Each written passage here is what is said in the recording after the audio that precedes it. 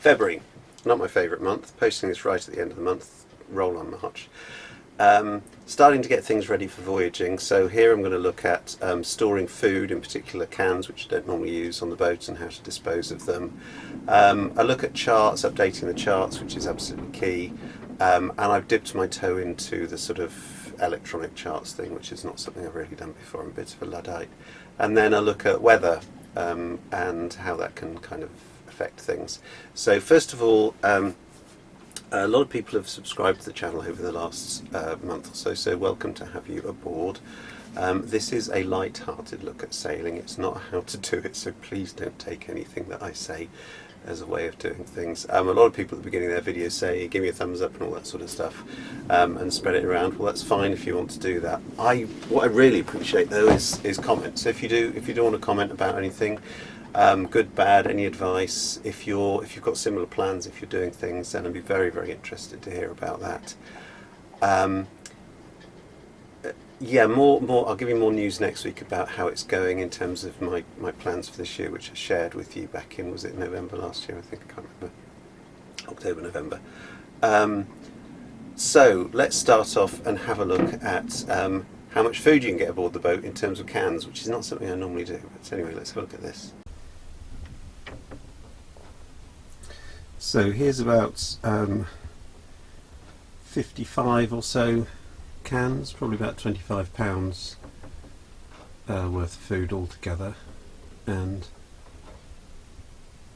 I'm going to try and put them all into the locker which is under here. I've also got some sort of jars of things as well, and reorganise and organise my my food locker situation. So here we go, into the locker, and empty, empty, empty, loads of space. And they're all cans, and I'm astonished at how little room it's actually taken up.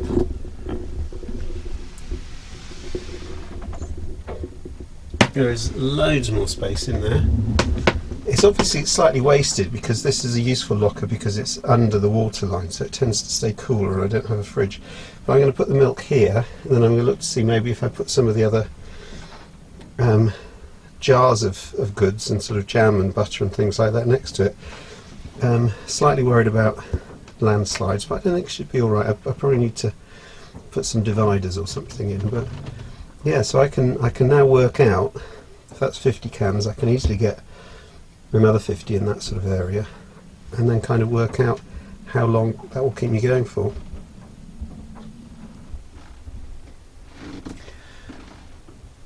Well, there you go. So that's about, I use UHT milk because it keeps longer and you kind of do get used to the taste. So it's about 15 litres of milk in there, other bits and pieces, jars of sort of sauces and things, butter, various jams, conserves,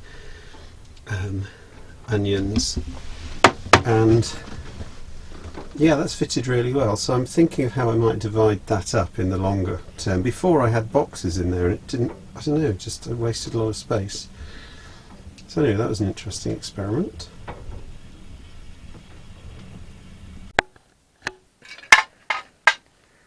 So this device is a can crusher. You put cans in there, squidge down on it. This is supposedly to stop things shooting out, and then there's a spiky thing to kind of stop the cans from shooting everywhere. It's quite a hefty piece of equipment actually. It's got some rubber feet on the bottom. I've got a carpeted floor, so let's just have a look, see how effective that is.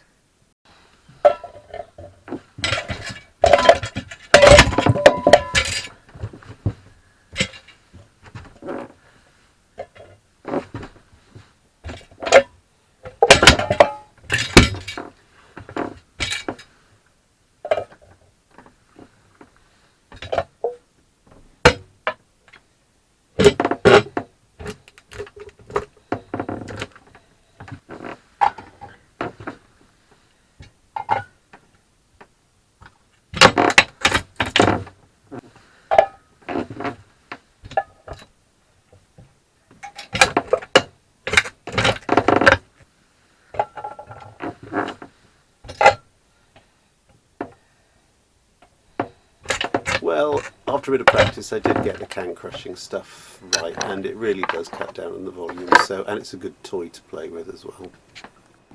Yeah, I'm pleased with how much food I can get, how many tins I managed to get on board, and I've got loads more storage space, so that bodes well, and the disposing of them in terms of being able to store them, dispose of them properly, that's good as well. Charts. Winter is traditionally the time when you update your paper charts. I'm just beginning to move towards a combination of paper charts and electronic charts and start to use GPS, which was a great revelation to me when I used it for the first time a few years ago. So let's have a quick look at this, a Luddite of a person moving slowly in the direction of the modern world. So let's have a look at updating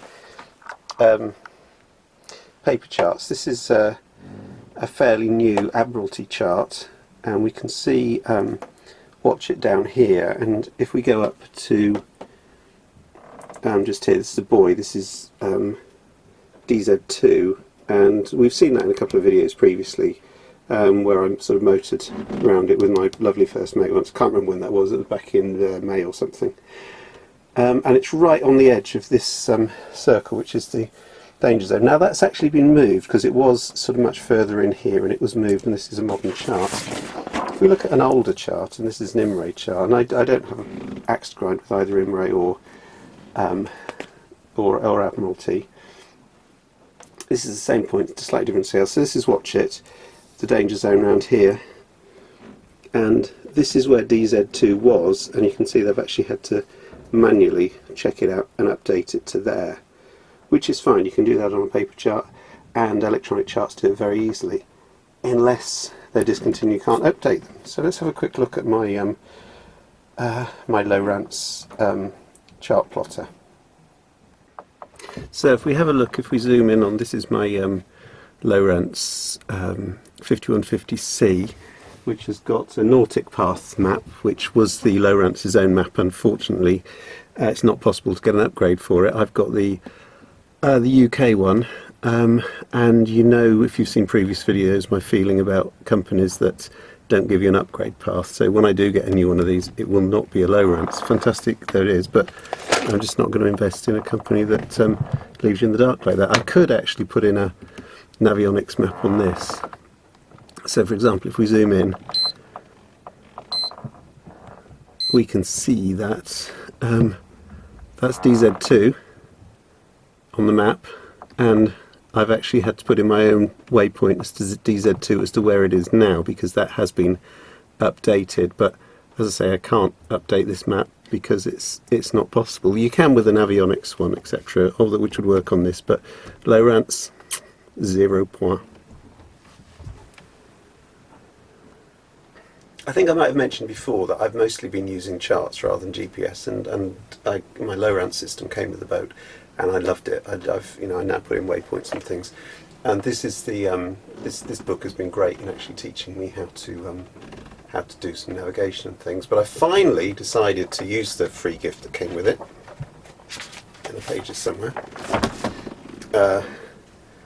which is this thing, a little tablet-y thing with maps on it, and actually start to get into the new world of. By the way, it doesn't come free with it. That was a joke. It's just to show you that these things are ridiculously tiny. And this one's got GPS in it. It's also waterproof down to about 3 feet or something. Not that I'm going to try that. But anyway, maps. They're actually called charts. This is great. This is my first foray into these things. This is not really a chart plotter. This won't do you this won't work out your routes and things for you. It does in a very basic way. We'll have a quick look at that. So what to do in the winter now, because the winter used to be spent updating charts.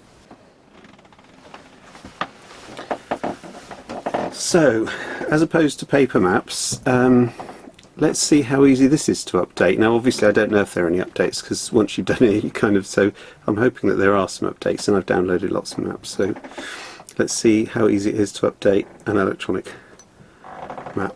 So it checks for updates.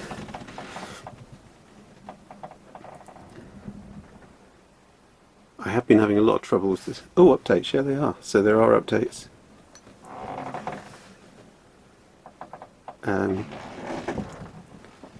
Now I don't know if these are updates just to the chart or updates to the software, but here we go, there are updates. And obviously I'm going to edit this out because I haven't got the fastest internet here. So with electronic charts, and you can get both, there's either vector charts or raster charts. This is a vector chart which I've not used before, and if you don't know the difference between vector and raster, then you should really be listening to a bit more David Rodigan. But basically with the vector, as you go in, more and more detail is actually given, and we can see here, I don't know if you can see the line, that's the danger area, and we can see that indeed, and it was before anyway, but DZ number 2 is in the right place, and we can have a little look at that. Not a huge amount of detail, but there you go. So it's nice to be able to just kind of go straight into this. The other thing one of the things you can't do with this, which would be really nice, is to actually go onto a menu somewhere and get the level of detail. Because one of the things, for example, if you're coming into watch it, if I continue to make this bigger, what you'll notice at a certain point, right, not there now. Have a look at this area just here by my finger. If I go out a little bit, a little green thing appears, and that's actually a little sort of camera, and if I click on that, it shows you the outside of the harbour. So this is where I am, sort of into this bit. This is the entrance, and I think this is really handy. This is nice to have these. This is just there for some things. By the way, a bit later on I'm going to show you some video of the weather, and I'm standing about here videoing across here, and you can see the waves crashing along this wall, and but anyway, it's sort of bad weather. It does show some sort of basic